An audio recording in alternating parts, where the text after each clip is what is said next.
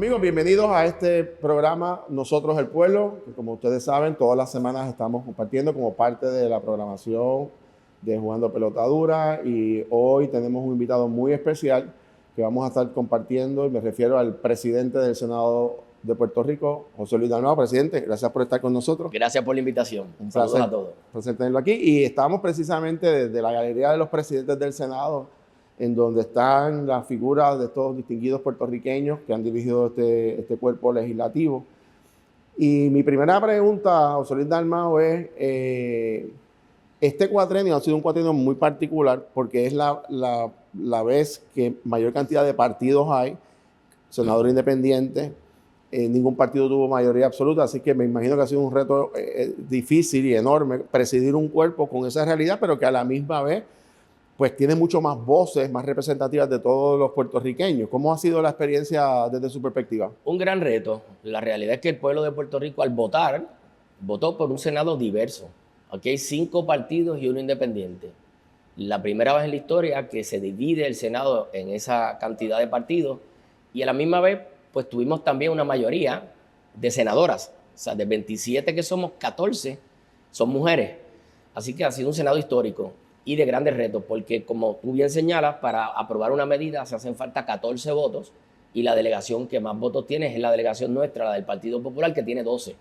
Así que para aprobar cualquier cosa, un nombramiento, una resolución de felicitación, un proyecto de ley, una resolución conjunta, una resolución concurrente, se necesita dialogar con los demás partidos para conseguir esos 14 votos. Y eso de por sí es un reto en todas las medidas, por eso yo he tomado la iniciativa de reunirme previamente con los portavoces de los partidos. Cuando hay un calendario, preguntarle con anticipación si tienen alguna objeción, alguna de las medidas, y cuáles son las objeciones, y si se puede enmendar para contar con ese voto. O sea, es un trabajo continuo cada día de sesión para poder lograr esos 14 votos y aprobar legislación importante como hemos podido aprobar en este cuadrenio. Nosotros, el pueblo, que es el nombre de este programa, pues obviamente parte y usamos el marco de referencia a la Constitución del Estado Libre Asociado, que estamos conmemorando durante estos días el 72 aniversario, pero también el 95 aniversario de la fundación del Capitolio. Y el poder legislativo tiene una enorme responsabilidad en nuestro sistema constitucional. José Luis Dalmau, que lleva una trayectoria de muchos años y ahora como presidente del Senado, le pregunto cuál de las disposiciones de la Constitución usted diría que es la que más le entusiasma, le motiva, le inspira para el trabajo legislativo que hace todos los días en el Capitolio. Bueno, la Constitución está dividida en diferentes secciones y artículos, donde el artículo del poder legislativo es el primero que aparece de las 3 ramas de gobierno, porque es el más representativo, y ese poder legislativo y sus definiciones es lo que nos permite a nosotros presidir y ejecutar desde la legislatura. Pero la Constitución siempre yo he admirado su Carta de Derechos. O sea, cuando se hizo la Constitución del Estado Libre Asociado, muchos países en el mundo vinieron a ver cómo era nuestra Constitución, cómo se aplicaba y cómo se ejecutaba esa Carta de Derechos, que le da unos derechos a los ciudadanos que en otros países no los tienen. ¿Verdad? Que aquí la educación gratuita, derecho a tener los servicios de salud, derecho a que no se hagan registros irrazonables, que no se grabe. O sea, protegiendo la intimidad del ciudadano. Y esa Carta de Derechos pues, ha sido modelo para constituciones de todo el mundo. 72 años cumple nuestra Constitución, y también el Capitolio cumple 95 años. El Capitolio fue construido y posteriormente fue remodelado. Cuando se construyó se pensó tener en este edificio las 3 ramas de gobierno. Y de hecho aquí estuvo el Tribunal Supremo un tiempo, y se había diseñado un despacho para la oficina del gobernador. Nunca se trajo a la oficina del gobernador aquí, pero se había diseñado para tener las 3 ramas en este edificio, que fue construido con un presupuesto de $1 millón en la década del 1929, por ahí. Se asignó $1 millón, que para aquella época $1 millón era un escándalo. En esta época yo creo que no se podría construir un edificio como este, pero ciertamente son 95 años de historia que tiene este edificio, y que nosotros tuvimos la oportunidad junto al presidente de la Cámara de Representantes de remodelar parte del edificio que fue severamente dañado con el huracán María, y con el tiempo es el único Capitolio que tiene a ambos lados, al norte y al sur, tiene el mar, ¿verdad? Y es un Capitolio bonito donde está ubicado, y es modelo para mucha gente. Yo que he tenido la oportunidad de visitar Capitolios en otras jurisdicciones, no tengo duda que este es el edificio de la Casa de las Leyes más bonito. Habrán unos más grandes, habrán unos más lujosos, habrán algunos más antiguos, pero la rotonda del Capitolio en Puerto Rico, que guarda la Constitución, la versión original, el área de la cúpula, que fue remodelada este año, desde 1961 no se remodelaba ni se trabajaba con la cúpula. Tan es así que se descubrió que el escudo que está arriba estaba puesto al revés. O sea, todo el mundo lo miraba y decía, bueno, pues está ahí, pero la realidad es que los planos decían que iba mirando hacia el mar y estaba del otro lado. Así que cuando se retiró para limpiarlo y volverlo a colocar, se puso, como decían los planos originales. Este Capitolio en su rotonda, en su cúpula, tiene la historia de Puerto Rico, tiene el descubrimiento de Cristóbal Colón, la colonización de Juan Ponce de León, la Carta Autonómica con España, y tiene en otra de las 4 columnas la liberación de los esclavos. Y los diferentes áreas alrededor narra hechos de nuestra historia. Eso yo no lo he visto en ninguno de los capitolios que he visitado. Y por eso es particularmente la parte más bonita del Capitolio. Esos 95 años los estamos celebrando con una serie de actividades. Como tú sabes, se trabajó la historia y la obra de Román Valderotti de Castro. Se trabajó la versión de la Constitución hablada, se consiguieron los discos, los acetatos, y se transcribieron, y puedes escuchar la voz de los miembros de la Asamblea Constituyente cuando se dirigían en el hemiciclo para construir la Constituyente, y una serie de eventos que hemos estado realizando para conmemorar esos 95 años del Capitolio, que principalmente la reconstrucción de las musas. Cuando uno mira, están las figuras de las musas y están las figuras de las diferentes áreas de gobierno, el área de la Secretaría de Salud, de la Secretaría de Justicia, de la Secretaría de Educación, Recursos Naturales. O sea, toda nuestra principal área de la Secretaría de Gabinete del Gobierno están plasmadas en la rotonda. Así que es histórica esta rotonda, y también guarda en una de las tarjas los miembros que participaron en la preparación de la Constituyente, de la Constitución, con el busto de Antonio Fernández Vicente, que fue su presidente. Presidente, le pregunto, ahora mirando en retrospectiva este cuatrienio, no hay duda que esto fue un cuatrienio extremadamente complicado, particularmente porque hubo unos retos fiscales luego de la crisis fiscal de Puerto Rico. Si fuéramos a evaluar y cuáles serían y a identificar la legislación más importante que se ha aprobado este cuatrienio, ¿cuál sería, y particularmente el reto que tuvo con relación a la aprobación del plan de ajuste de deuda, que es la legislación más importante de las próximas Para mí esa ha sido 3 la más décadas, importante. indudablemente? ¿Cómo evalúa este cuatrienio y cuáles serían esas prioridades que usted entiende que son legislación de importancia que se aprobaron en este cuatrienio? Bueno, los grandes retos es que cuando un legislador tiene una idea o una medida o una asignación de fondos para algún proyecto, depende de que los fondos estén en el presupuesto. Y de eso se encarga la Oficina de Gerencia y Presupuesto, el Departamento de Hacienda, pero principalmente una Junta de Supervisión Fiscal que tenemos, que nos va a fiscalizar la manera en que se asignan esos fondos. Y eso ha sido un gran reto, trabajar con la Junta. Distinto al cuatrienio pasado, donde el gobernador tenía, y la gobernadora, Cámara y Senado de su propio partido, no se pudo aprobar ningún presupuesto. La Junta no pudo certificar ningún presupuesto aprobado por la legislatura. En este cuatrienio, todos los presupuestos han sido certificados y trabajados por la Junta de Supervisión Fiscal. Eso es un gran reto.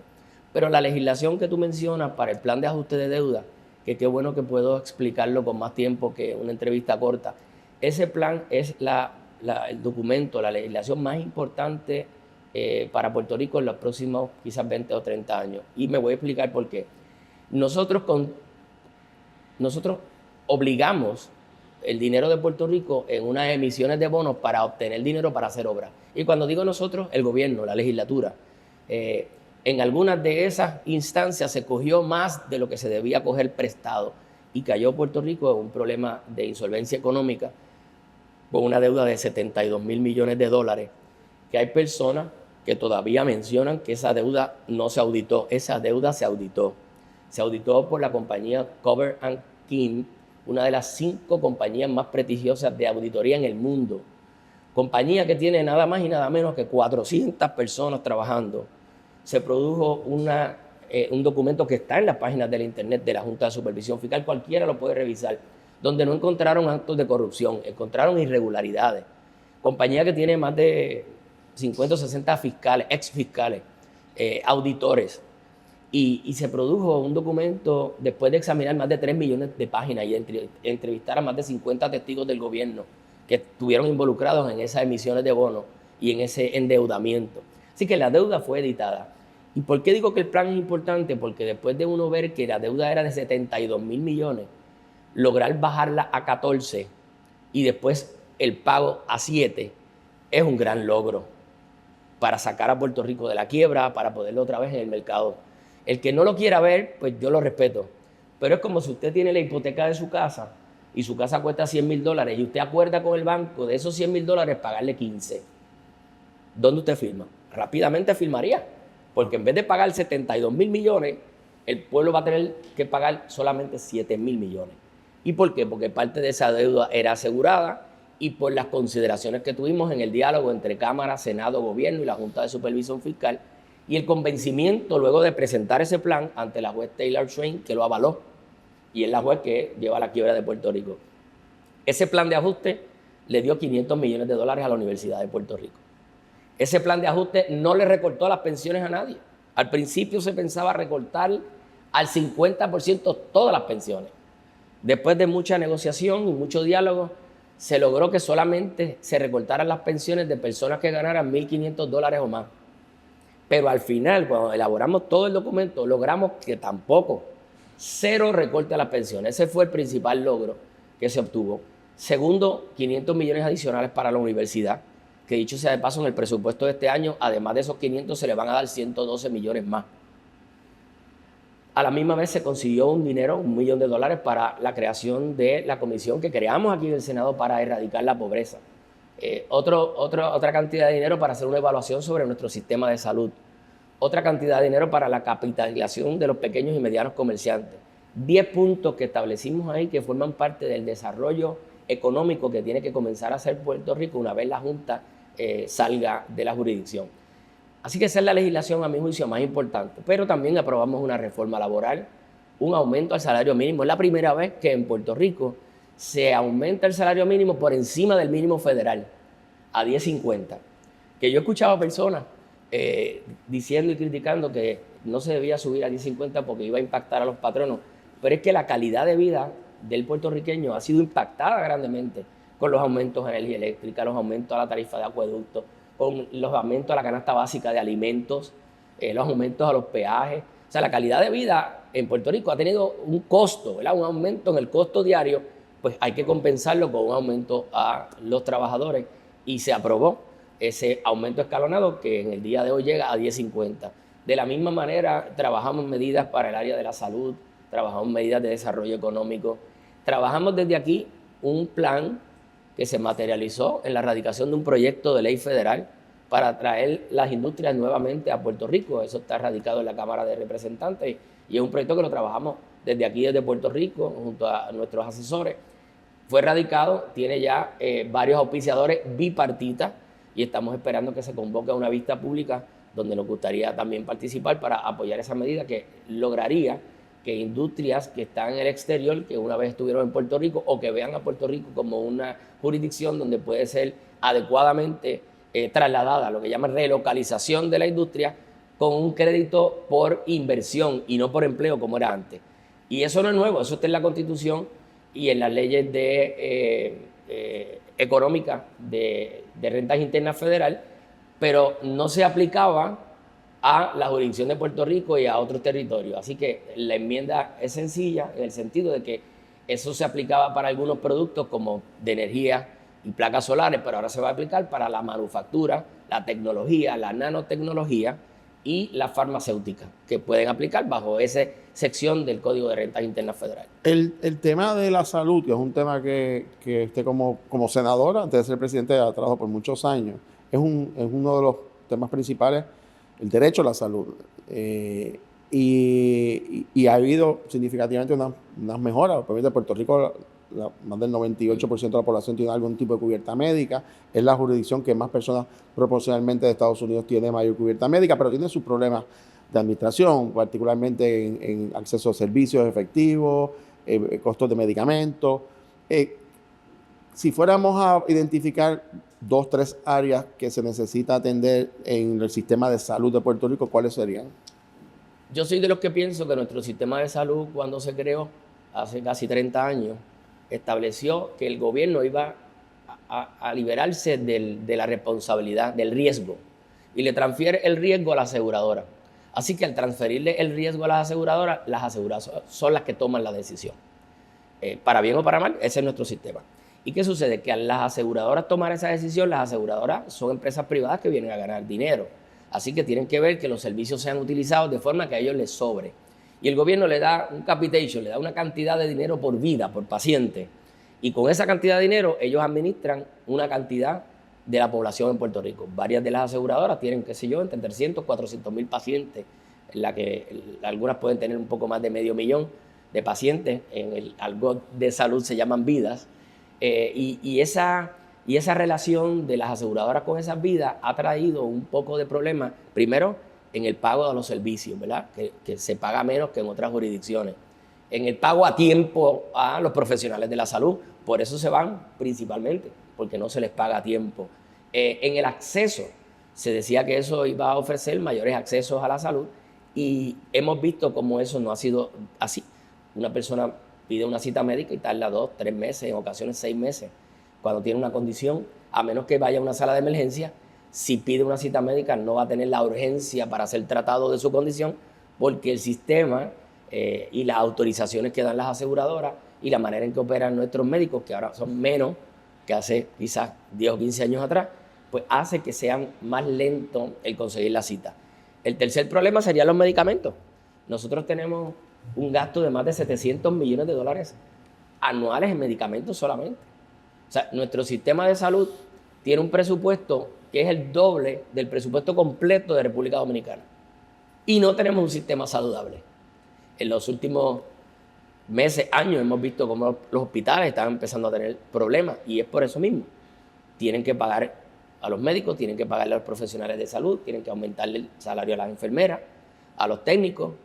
Ese es el gasto del hospital, la infraestructura, el agua, la luz. Y cuando van los pagos, pues los pagos no han aumentado como deberían aumentar. Fíjate que la aseguradora sí ha recibido un aumento en el capitation.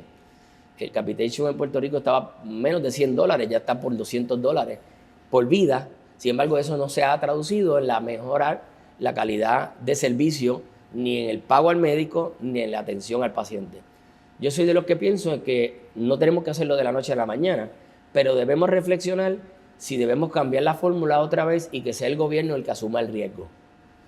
Fíjate que si las aseguradoras son 4 o 5 en Puerto Rico y se dividen la isla, pues van a tener 300, 400 mil personas y es el riesgo para eso. Si el gobierno asume el riesgo completo de todo el país, el reaseguro de ese riesgo le saldría más económico al gobierno y entonces el gobierno tendría control. Por ejemplo, yo le pregunto a una persona, ¿cuánto cuesta una placa de pecho? Bueno, pues la aseguradora que menos factura una placa de pecho, pues factura $150 por una placa de pecho. ¿Cuánto realmente vale una placa de pecho? Podría costar $15. Entonces, el costo tan distante de lo que cuesta realmente producir una placa de pecho, baja el costo que se paga por el servicio, pues uno entiende que hay que comprar la máquina de rayos X, que hay que pagarle a la enfermera, que hay que pagarle al técnico, que hay que pagarle al local donde se está dando el servicio, pero el gap es demasiado, de 15 a 150. Y entonces eso hace un sistema costoso. Cuando una persona va a pedir un medicamento, que cuando le dicen cuánto es el deducible, muchas veces dice, deme la mitad de la receta porque yo no puedo pagar la receta completa. Es un sistema de salud que está financiado por el gobierno y administrado por la empresa privada. Eso no puede suceder. Si el paciente tiene una necesidad, el gobierno es el que está pagando, pues hay que cubrirle esa necesidad a ese paciente, son fondos públicos. Y por eso yo soy de lo que pienso que una de las cosas que debemos medir es si el gobierno debe asumir el riesgo para el gobierno poder poner las reglas de juego. Se le va a pagar a un médico internista tanto, a un cardiólogo tanto, a un neumólogo tanto, regular, para toda la isla. y a la misma vez que ese servicio que se le da al paciente pues sea efectivo en toda la isla. Y yo creo que debemos mirar eso. Nosotros en un pasado, con el pasado secretario de Salud, fenecido y amigo Johnny Luyan, que trabajó junto a mí en un proyecto de salud que tuvimos vistas públicas por un año, establecimos lo que llamamos la receta, ¿verdad? ¿Cuál es el organigrama del sistema de salud que tenemos y cuál es el que aspiramos? ¿Cuánto nos cuesta ofrecer los servicios de salud? ¿Quién los va a pagar? Vigilancia epidemiológica. Nosotros no hacemos vigilancia, no sabemos cuándo es que está próxima la etapa del pico para el dengue. Pues muchos sabemos que es en Navidades, pero la influenza también sube en Navidades. Así que ¿cuál es la época en que debe vacunarse la población? Esa vigilancia y cómo van las distintas prevalencias de las condiciones de salud, debemos tenerla con un sistema de vigilancia epidemiológica que hoy yo no lo veo en el Departamento de Salud. Si no sabemos cómo va a trabajarse o a identificarse los diagnósticos de las condiciones de salud que se producen en el país, ¿cómo podemos ser efectivos previniéndolas, ¿verdad? Haciendo prevención? Cualquier salubrista que uno le pregunta qué es importante en un sistema de salud, la prevención. Y el Departamento de Salud en Puerto Rico gasta de su presupuesto solamente 1% en prevención. Si no prevenimos, ¿cómo entonces después podemos atender las causas cuando llegan a ser enfermedades catastróficas, enfermedades que prácticamente no tienen remedio y que el tratamiento es muy costoso? Por eso la prevención es importante, la vigilancia epidemiológica, cuánto nos cuesta, qué el gobierno va a cubrir. O sea, el gobierno va a cubrir desde aquí hasta aquí, porque no lo puede cubrir todo, ningún gobierno del mundo. Yo escucho gente hablando de sistemas de salud universal, explíquenlo. Hay sistemas de salud universal en Canadá, en España, en Alemania, en Japón, pero no lo cubren todo y son sistemas distintos. Unos no cubren medicamentos, otros no cubren hospitalización. Así que cuando se habla de un sistema de salud, yo prefiero llamarlo un sistema de salud integrado. Las aseguradoras pueden convivir, claro que sí, son un componente importante, pero bajo unas reglas de juego, pensando primero en el paciente y en el profesional de la salud que dedica muchos años para prepararse, que quiere dar unos buenos servicios de salud, pero también quiere ser compensado adecuadamente por el trabajo que realiza. Presidente, usted lleva muchos años en el Senado y ha estado en posiciones de mayoría, minoría, y el Puerto Rico del 2024 no es el Puerto Rico de hace 10, 15 años atrás. El país ha cambiado, los electores han cambiado. Y mi pregunta es, el rol del legislador en este siglo XXI, pero particularmente en nuevos retos para el próximo cuatrienio, ¿cómo visualiza la función legislativa, el rol del legislador como instrumento de cambio social? ¿Y cuáles son esos retos principales que usted entiende que va a estar presente en el cuatrienio próximo? Bueno, la política pública de Puerto Rico se trabaja en la legislatura. Muchas personas piensan que el gobernador puede mandar a un legislador a que radique un proyecto aquí. El gobernador no puede radicar proyectos aquí. Se hablan de proyectos de administración, pero son radicados por los legisladores. El poder de erradicar un proyecto y establecer una política pública es aquí en la legislatura. Y esa es una responsabilidad que tenemos y que a veces el ciudadano piensa que el legislador puede hacer otras cosas, ¿verdad? Porque antes un legislador llamaba a un municipio o llamaba a una agencia de gobierno a pedir cosas para un constituyente, cosa que hoy en día no se hace ni se ve. ¿Por qué? Porque hay unos cánones de ética que respetar y unas áreas que uno, ¿verdad?, no está obligado ni es la responsabilidad de hacer esas cosas. Así que es importante que se sepa que el rol del legislador es investigar, escuchar los problemas de los ciudadanos, legislar e informar lo que se legisla. La labor de ejecutar la legislación es del Ejecutivo, del gobierno, del gobernador, de sus secretarios de gabinete. Ellos son los llamados a ejecutar la política pública que se legisla en el área más representativa del pueblo, que es la Asamblea Legislativa, Cámara y Senado. Esos retos a veces, pues, se radica un proyecto y hay personas que dicen, mira, pero ¿por qué radicaron ese proyecto? Bueno, porque probablemente para ese legislador, y si es de distrito con más peso, es importante ese proyecto. O sea, el Festival de la Pana en Humacao. Puede decir alguien, pero ¿por qué hay que trabajar para el Festival de la Pana? Porque es un festival importante para esa región, para el barrio Mariana de Humacao.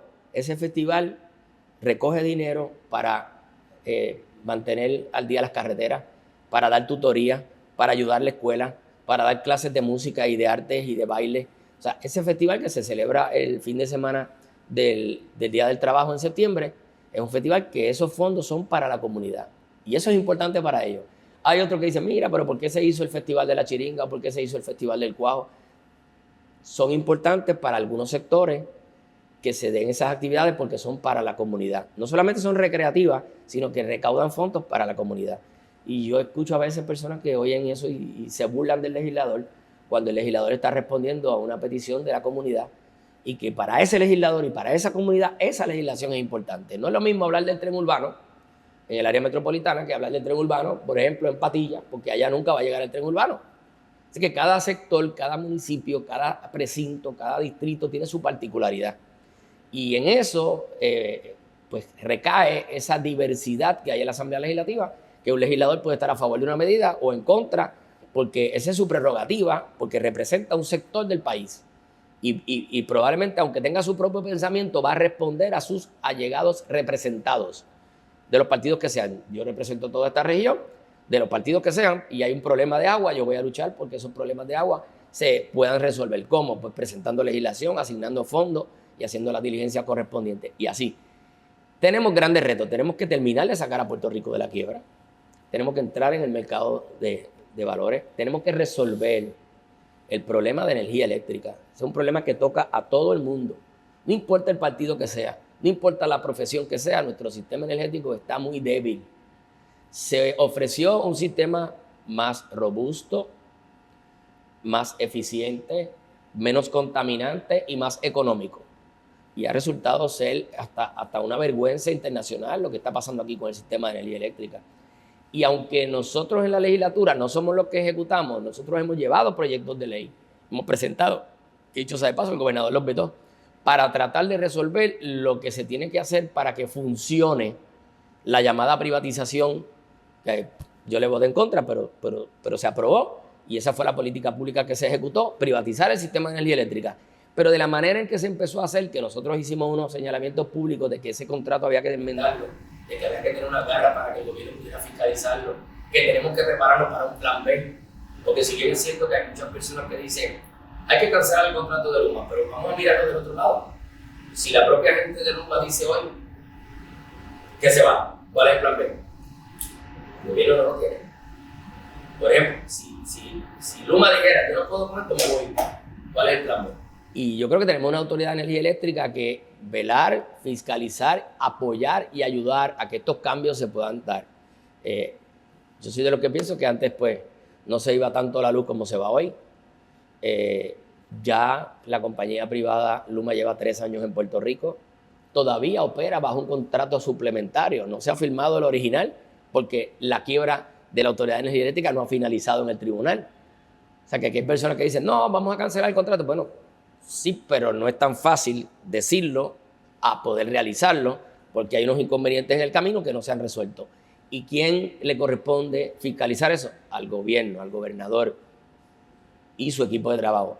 Yo recuerdo que se hizo a principios de cuatrienio un comité que iba a presidir Larry Selhammer para mirar por la eficacia de ese contrato. Ese comité quedó en nada. El gobernador creó una oficina nueva en la Fortaleza de Energía. No ha pasado nada. Tenemos un negociado de energía que se supone que esté fiscalizando y evaluando las métricas de cumplimiento de ese contrato. Tampoco sabemos. Así que no se le ha dado la prioridad. Yo creo que nosotros en la legislatura tenemos que enfatizar en cómo vamos a atender el problema de energía eléctrica. Se habla de que van a cobrarle a unas personas que ya empezaron a hacer las energías renovables. La política pública era esa, incentivar a que el pueblo evalúe métodos de energía renovable para abaratar el costo de energía eléctrica. Y si ahora las personas consiguen un método de energía renovable y el gobierno pretende cobrarle, yo creo que es un error. Yo no creo que pase un proyecto por la legislatura a esos fines, pero la legislatura pues tienen su diversidad de opiniones. Es importante para nosotros que se atienda ese problema de energía eléctrica y es importante la adecuada utilización de fondos. Puerto Rico tiene la mayor cantidad de fondos en su presupuesto en la historia. El presupuesto más grande y la cantidad de fondos federales más grande en la historia de Puerto Rico. Y no se han utilizado correctamente. Nosotros hemos fiscalizado, hemos denunciado, pero no se han utilizado correctamente. Algunos de ellos hasta se han perdido. Se han perdido fondos en educación, se han perdido fondos en salud, se pueden perder fondos en carretera y uno se pregunta, ¿por qué la lentitud en ejecutar? Llevamos ya para 8 años después de María, llevamos ya para 4 años después de que comenzó la pandemia del COVID. O sea, Roma no se construye en un día, pero ya van 8 años. Y teniendo esa cantidad de fondos, no nos explicamos por qué tan lenta la ejecución para resolver unos problemas que nos causaron tanto María como los terremotos como la pandemia. Mencionó plan de ajuste de deuda, los fondos de la Universidad de Puerto Rico, los fondos para las pymes, el estudio para las personas que no tienen cubierta médica, aumento del salario mínimo, como señalé. Y hay una serie de medidas, aumento de los empleados públicos, entiendo que también se aprobó en la última sesión el dinero para el retiro de los policías. De toda esa legislación, ¿cuál es la que mayor satisfacción y qué se queda en el tintero para un próximo cuatrienio de la agenda legislativa que diría, caramba, para el próximo cuatrienio estas van a ser mis 3 prioridades como presidente del Senado, como senador del Partido Popular Democrático? La legislatura debe atender el problema que tenemos con nuestro sistema de salud. Debemos empezar por la ley orgánica y por el plan maestro que se firma por diferentes componentes del gobierno en torno a cómo debe estar organizado el organigrama de salud. Debemos atender nuestra situación de desarrollo económico. Es una de las partes de promesa que Promesa no ha ejecutado y que la Junta no ha ejecutado, y nosotros debemos colaborar para que esa ejecución del plan para desarrollo económico, porque estamos tratando de sacar a Puerto Rico de la deuda, limitando los gastos, aumentando los ingresos, pero ¿cómo establecemos un plan a corto y a largo plazo de desarrollo económico? Nosotros presentamos unas medidas aquí, presentamos, como te expliqué, a través de la senadora representante de Nueva York, un proyecto del Congreso, pero aquí el plan de desarrollo económico tiene que establecerse y legislarse. Y como tercer asunto, vuelvo a tocar el tema de energía eléctrica. O sea, la salud, desarrollo económico y energía eléctrica es importante para poder fomentar y evolucionar el desarrollo de Puerto Rico hacia un mejor país. Me mencionó al principio, y quiero ir... Digo un mejor país, aunque este es el mejor país del mundo. Yo no tengo quejas. Indudablemente. Aquí uno visita otras jurisdicciones y se da cuenta que uno vive en un paraíso aquí en Puerto Rico. Con sus virtudes y sus defectos. Claro. En términos de esa agenda que queda pendiente y de toda esa lista de eventos y de acciones que se aprobaron, la pregunta que tengo es ¿cuál ha sido la experiencia de mayor satisfacción de legislación? Y segundo, ¿qué ha sido lo más retante de presidir un cuerpo, ¿verdad?, que en términos matemáticos de la cantidad de votos es tan diverso, con tanta diferencia de criterio, ¿verdad?, que es bueno en el sentido de la representación, pero también plantea unos retos a nivel parlamentario. ¿Cuál ha sido la mayor satisfacción y cuál ha sido el mayor reto como presidente del Senado? El mayor reto fue el plan de ajuste, y ahí cerquita del plan de ajuste poder aprobar los presupuestos. ¿Por qué? Porque, pues, como un Senado diverso, hay diversas opiniones sobre qué se le debe asignar a qué. En ese plan de ajuste hubo personas que le querían votar en contra porque no se había auditado la deuda se auditó. Otras personas le querían votar en contra porque iba a cortar dinero a las pensiones, no se le cortó dinero a las pensiones. Otras personas querían votar en contra porque no se le asignaba dinero a la universidad, se le asignaron 500 millones a la universidad. O sea que fue un reto conseguir de todos los partidos, porque aquí hubo gente de todos los partidos que votó a favor y que votó en contra, o sea que estuvo bien. Al final, pues, se obtuvo una buena mayoría, pero fue un reto aprobar el plan de ajuste, y al aprobarlo, pues fue una gran satisfacción poder contar con una herramienta que vaya a sacar a Puerto Rico de la quiebra, a hacernos viables en los mercados de bonos nuevamente y a empezar a evolucionar un desarrollo económico hacia el futuro. Los presupuestos siempre fueron complicados, la aprobación de los mismos, pero la legislación que se atendió para el aumento del salario mínimo, el crédito por empleo, que impactó a más de 600,000 personas, hubo personas que recibieron hasta $6,000.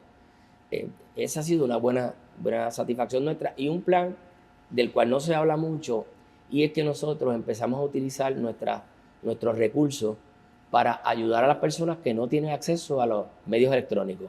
Por ejemplo, nosotros tenemos una oficina en Cabo Rojo que atiende más de 400 personas al mes. No para darles cosas, sino para ofrecerles servicio. La persona va allí y el funcionario del Senado le atiende, le llena su planilla, le llena su solicitud de alguna agencia de un servicio, le revisa alguna queja que tenga de energía eléctrica o de obras públicas o del SESCO con el equipo electrónico y el equipo técnico del Senado. Y ese servicio ha sido bien agradecido por las personas que no dominan la tecnología o no tienen acceso a la Internet. Eso lo hemos hecho en los pasados meses en diferentes municipios. Llamamos a un municipio, le preguntamos si necesitan ayuda y movemos el personal del Senado allí por 1, 2, 3 días, donde las filas son enormes de personas que no tienen acceso a la Internet, que no dominan lo tecnológico, que quieren entrar a la hacienda y no tienen ni la cuenta, número de cuenta, y nuestro personal se ha encargado de hacer eso. Y yo creo que además de la satisfacción que nos ha dado eso, debe ampliarse como un servicio permanente que podamos dar con nuestros recursos desde la legislatura. Última pregunta. Cuando estamos en este salón de la Galería de los Presidentes y vemos los rostros de las personas que han dirigido este honroso cuerpo legislativo, para el ser humano José Luis Dalmau, el que su rostro y su nombre esté junto a estos distinguidos patriotas, ¿qué pensamiento tiene? Un enorme honor, un enorme privilegio. Yo comencé aquí y mis compañeros me dieron la oportunidad de ser portavoz de la mayoría. Luego fui portavoz de la minoría en un gobierno compartido, una experiencia muy, muy grande. Luego volví a ser portavoz de la minoría, volví y entonces me convertí en vicepresidente. De ser vicepresidente, al volver en minoría, fui portavoz alterno de la minoría. Y en este cuatrenio, lograr en un Senado diverso los votos necesarios para convertirme en presidente es un honor que voy a llevar toda mi vida. Y la oportunidad de hacer cosas que yo quería hacer, pero no tenía la presidencia para hacerlo, como por ejemplo, hacerle justicia salarial a los empleados del Capitolio, que no se les hacía justicia salarial hace años. Aquí se habla de grandes contratos. Bueno, en algunas ocasiones, algunos presidentes han otorgado contratos a personas que tienen unos peritajes o que tienen un asesoramiento distinto. Para el empleado regular de aquí no se le había hecho justicia. Un empleado aquí del área que yo llamo calidad ambiental, que son los que se encargan de tener esto limpio, de chequear nuestras oficinas y tenerlas limpias, el salario era muy desconsiderado. Prácticamente yo le dupliqué el salario, le dimos zapatos y equipos para trabajar bien, le compramos equipos a las diferentes oficinas, pudimos remodelar la rotonda. Aquí se han hecho muchas cosas este cuatrenio que se pensaban pero no se hacían. Por ejemplo, todas las minorías están sentadas al frente en el hemiciclo. En otros parlamentos el senador que es independiente va en la última banca. El senador que representa a un partido pero es un solo senador va en la última banca. Aquí todos se sentaron al frente. Todos tienen presupuesto adecuado. Todas las minorías han presidido comisiones. Yo quería fomentar ese parlamento abierto, inclusivo, y la presidencia me ha dado esa oportunidad. De la misma manera, conseguir con el diálogo, con el respeto a los que piensan distinto, el que se aprueben estos proyectos importantes me da una gran satisfacción. Hay personas que podrán tener su crítica, yo recibo la crítica, depende de quién venga, pero la recibo, pero también a veces mucha de esa crítica está mal informada. Y es una invitación que le hago a los televidentes. Usted, si tiene acceso a la Internet, puede entrar a el sistema de correo electrónico de la Asamblea Legislativa, puede pedirle a un legislador un proyecto por petición para que se radique alguna idea que usted tenga. De la misma manera, ahí puede averiguar lo que se llama interrogación de medidas. ¿Cuáles son las medidas que ha radicado ese legislador? Si ese legislador defiende sus intereses y sus derechos en la comunidad. Y así usted puede evaluar el trabajo de ese legislador a la hora de darle o no darle su voto. Es importante que las personas se inscriban. Yo, ¿verdad?, quisiera decir que antes del 16 de septiembre tiene que inscribirse si no está inscrito. Evalúen la interrogación de medidas que ha hecho cada legislador que usted tiene la intención de votar o no votar por él. Es una manera de evaluar el trabajo de la Asamblea Legislativa y estar informado adecuadamente, no estar mal informado. Aquí se creó una comisión para erradicar la pobreza, comisión que ha hecho un gran trabajo bajo la dirección de la compañera senadora Elizabeth Rosa de Arecibo, donde ha integrado el sector privado, el sector público, donde se observa cada legislación que se presenta que no vaya a tener un impacto negativo en las personas que tienen menos recursos. Y implementamos esos servicios, como te señalé, para ayudar a las personas que no tienen acceso. O sea, hemos hecho en este Senado diverso una diferencia a otros senados que tienen una mayoría completa y obviamente pues se legisla solamente para ese grupo. Si el PNP tenía mayoría, pues el PNP va a determinar. Si el Partido Popular tiene mayoría, pues el partido va a determinar. Aquí, al no tener nadie en mayoría, se ha podido trabajar legislación importante contando con los votos de todos. Y aunque tenemos diferencias, porque las tenemos, yo me siento orgulloso de mis compañeros que me permitieron presidir este Senado y que han colaborado con este servidor para lograr legislación importante como la que hemos discutido en el programa. Presidente, gracias por su tiempo, gracias por aceptar nuestra invitación. Amigos, a ustedes gracias por su sintonía. Será hasta una próxima ocasión. Su programa Nosotros el Pueblo. En el próximo programa vamos a tener otro distinguido invitado e invitada para hablar de los asuntos importantes del pueblo de Puerto Rico. Gracias al presidente del Senado, mayor de los éxitos, y a ustedes por su sintonía. Será hasta entonces.